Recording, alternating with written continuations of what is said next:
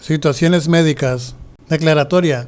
Los siguientes comentarios de atención de primeros auxilios en emergencias médicas son de carácter orientativo. No sustituyen a una capacitación en primeros auxilios, tampoco sustituyen a médicos profesionales. Se recomienda tomar este tipo de cursos con el personal y en las instalaciones apropiadas. En esta sección veremos situaciones en heridas, valoración, medidas iniciales, tratamiento físico y o farmacológico, precauciones y cuidados posteriores. Las situaciones en heridas presentes en accidentes, incidentes y similares son quemaduras, roturas de huesos, huesos afados, desangramientos externos e internos, traumas maxilofaciales, traumas de órganos, perforaciones, desgarres, roturas, deficiencias, ahogamientos húmedos y secos, sarpullidos y alergias. Valoración.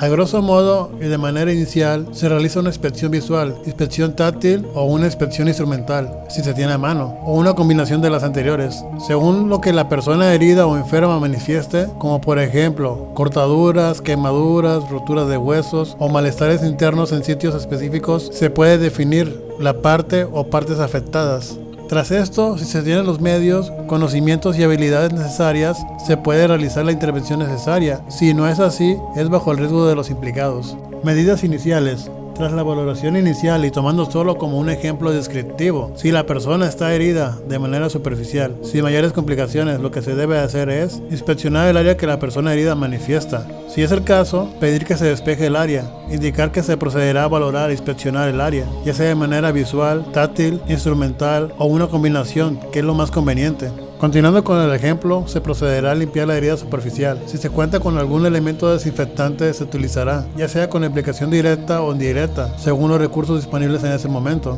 Tras desinfectar la herida y teniendo el recurso que se tenga en mano, se procederá a cubrir ya sea con material de curación, como una venda o similar, y si no hay, con un pedazo de tela lo más limpio y desinfectada que se pueda. Se coloca, se amarra y listo. Tratamiento físico y o farmacológico. Y continuando con el ejemplo, tras lo anterior en el aspecto farmacológico, si es el caso de que la persona herida manifiesta dolor de alguna intensidad, se pregunta la intensidad del dolor utilizando una escala del 1 al 10 sobre la intensidad del dolor en la herida y tras saber el dato, se define el tipo de medicamento a utilizar. Se administrarán formulaciones que alivien el dolor, ya sean suaves o potentes, según la situación y disponibilidad de medicamentos. En el aspecto físico, y continuando con el ejemplo, lo recomendable es advertir a la persona herida que procure mantener limpia y seca el vendaje, que no se lo quite, que se lo cambie cada X horas, según la valoración de la herida. Se le menciona y explica el proceso a realizar para el cambio de vendajes, indicándole que se tiene que limpiar el área, poner un vendaje limpio, si no hay disponibilidad, utilizar un trapo o similar si es posible.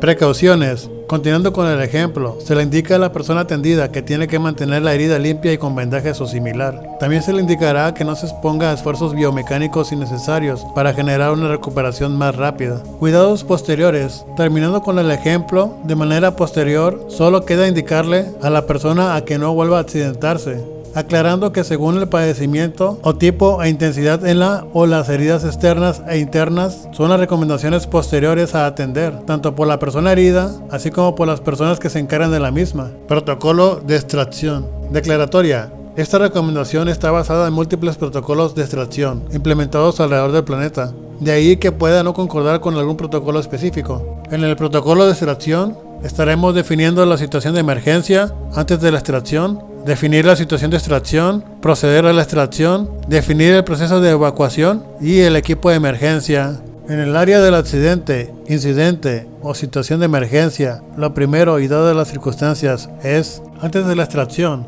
valorar de manera inicial a la persona herida o a la persona que declare padecer alguna enfermedad crónica, situacional o que no se sienta bien física, fisiológicamente, psicológicamente o emocionalmente hablando.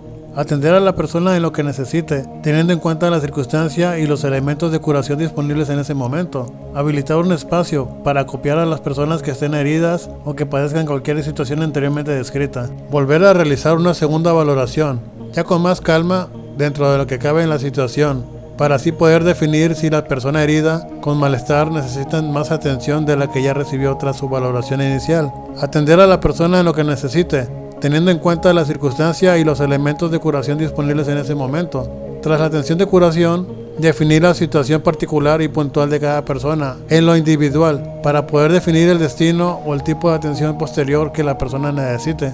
Si la situación requiere la evacuación de la o de las personas, tras lo anterior, ya sea completa o en partes, lo siguiente es proceder a la extracción, estabilizar a la persona, preparar a la persona de manera médicamente y físicamente para su traslado y manipulación, acercar al paciente a la zona de extracción, ya sea con vehículo aéreo, marítimo, terrestre o con alguna otra modalidad y recursos, hacer caso de las indicaciones del personal profesional en actividades de rescate, ya sean militares, policíacos, personal en emergencias como bomberos, paramédicos y de protección civil. Tras estabilizar, preparar y acondicionar a la persona herida o enferma, lo siguiente en medio de la extracción es el equipo de emergencia. Se le debe de permitir al equipo designado como operadores del vehículo terrestre, marítimo, aéreo o con alguna otra modalidad de transporte, el que se haga cargo de la persona herida o enferma. El personal designado colocará en el espacio designado a la persona herida o enferma.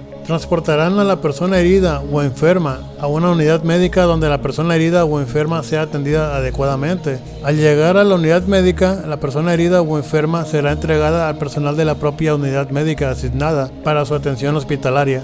Súmate a la causa de la atención en la emergencia. No te conviertas en obstáculo.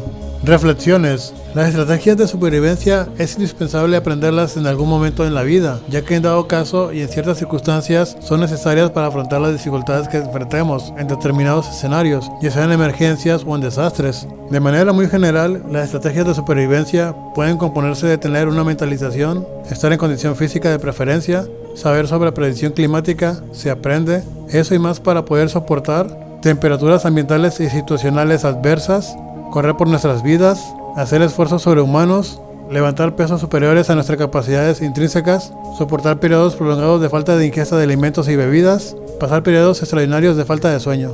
Sería muy deseable que la persona en dificultades de supervivencia y sobrevivencia estuviese instruida en diversos contenidos temáticos y que, si fuese el caso, practicase las técnicas de supervivencia a su alcance de manera circunstancial. En sí, practicar con lo que se tenga a la mano, ya que no todos los días tendremos todas las herramientas o escenarios para practicar en regla y forma. Es muy importante concientizarse sobre lo que la supervivencia implica, diferenciar sobre las adversidades naturales y las adversidades artificiales. El tiempo de reacción es fundamental en los primeros momentos, minutos u horas de cuando se da una circunstancia de alguna adversidad natural o artificial, incluso en un escenario de accidente.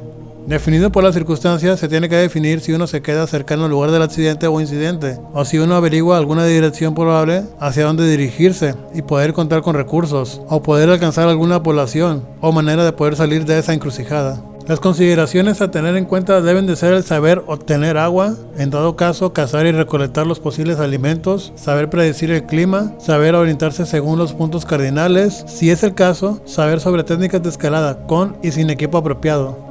El saber, o por lo menos ser conscientes sobre las circunstancias climáticas, orografía del terreno o terrenos, ya que en ocasiones se combinan distintos tipos de orografías en una misma circunstancia de accidente o incidente, para poder orientarse, navegarlos, obtener agua y alimentos locales y, sobre todo, sobrevivir en lo que los equipos de rescate se organizan, localizan y llegan hasta el punto del accidente o incidente. Obviamente faltaron más temas complementarios, tales y como por ejemplo navegación del terreno, el cual está cubierto inicialmente por el apartado de La Rosa de los Vientos. Faltó el tema de tipos de nudos, faltó el tema de equipos de rescate, el cual posiblemente lo aborda en un video independiente, pero complementario al presente video. Faltó el tema de psicología del sobreviviente, el cual también lo abordaré en otro video independiente, pero complementario al presente video, entre otras temáticas adyacentes al tema de estrategias de supervivencia.